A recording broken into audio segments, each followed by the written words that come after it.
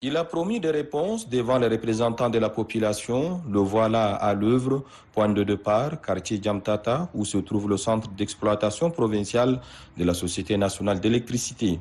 Accueilli par les autorités et le personnel du centre, le chef de l'État général Mohamed Idriss Déby Itnou est porté devant les installations composées de deux groupes électrogènes qui sont fonctionnels actuellement, l'un d'une capacité de 400 kVA et l'autre de 100 kVA. Le président du Conseil militaire de transition a eu également à apprécier l'état dans lequel se trouve la centrale tropique en arrêt depuis 2016 et qui nécessite, dit-on, un changement du mini-moteur. Tout ceci explique la capacité actuelle produite par la SNE qui est de 800 kW, alimentant seulement une partie de l'administration. Quant aux ménages, ils ne sont servis que 3 fois par mois. Le chef d'exploitation provincial d'Abéché, Orozi Keleloni, fait part au président du Conseil militaire de transition qu'il faut dans l'urgence 3 groupes d'1,5 MW chacun pour espérer couvrir la moitié de la demande qui est dans l'ordre de 6 MW. Des groupes électrogènes supplémentaires, oui, mais l'énergie thermique ne garantit pas pour autant une durabilité à la solution. Fort de cette analyse, le président du Conseil militaire de transition, général Mohamed Idriss Déby Itnou, se rend au quartier Karakara sur la route d'Ndiamena où se situe la centrale solaire photovoltaïque. Il inspecte le poste de livraison, il suit la présentation faite par le responsable chantier Aladja Babissa et demande des explications sur la conduite des travaux réalisés à hauteur de 30%. Les 3600 panneaux sont dotés de 40 trackers ou systèmes de suiveurs solaires et produisent à l'heure actuelle 1,5 MW, soit 30% de la demande. Le président de la République a été informé de la livraison en cours des batteries qui doivent être disponibles d'ici avril. Dès lors, l'énergie sera injectée sur le réseau de la SNE de jour comme de nuit. La phase pilote a été concluante et la centrale a déjà desservi 82 MW durant 2 mois. La ville d'Abéché, la SNE se doit d'être prête et terminer rapidement la révision de ces installations pour recevoir l'énergie produite actuellement par la centrale solaire photovoltaïque qui à terme doit fournir 5 MW sur les 6 dont la ville en a besoin. De mon séjour est clair dans la ville historique d'Abéché. J'ai tenu à venir constater moi-même des visu l'état d'avancement de ces deux projets vitaux. L'eau est la ressource la plus précieuse. Donner de l'eau revient à donner la vie.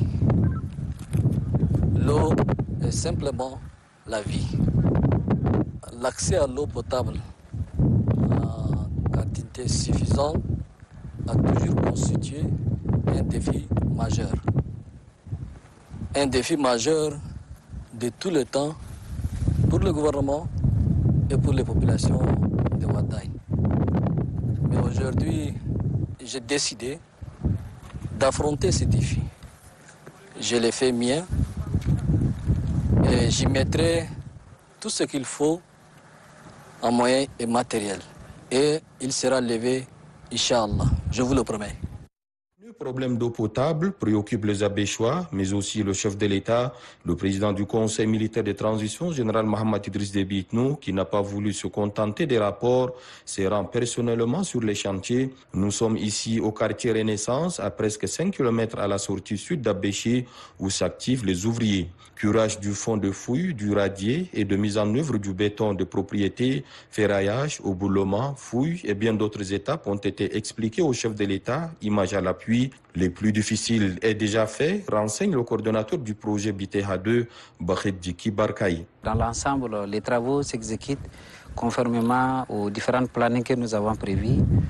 Et bien vrai qu'il y avait des petites contraintes liées pendant la saison de pluie aux intempéries, mais nous comptons au moins finir les travaux de construction de 2 châteaux au plus tard fin juillet, début août. La capacité de stockage en termes de réservoirs va augmenter plus de 4000 m3 d'ici l'horizon à début août. Et à la fin du projet, les besoins en eau seront sécurisés à peu près à 85%. Le château d'eau de 2000 m3 prend forme peu à peu si les travaux sont à 45%. Pour le premier, ceux du deuxième, situés sur la route de Gozbeda, sont déjà exécutés à 60%. Les deux infrastructures, uniques au Tchad, de par leur capacité, seront reliées par des pipelines hydrauliques. Leur diamètre qui est de 500 cm, leur fonte qui allie fer au ciment et le revêtement au goudron contre la rue font la différence de ces conduites d'eau jamais utilisées au Tchad. Le pipeline de 6 mètres chacun sont posés par centaines dans cette base. Il y en a 5 tout au long de l'ouverture de la tranchée, dont 28 km sont réalisés sur les 31 nécessaires.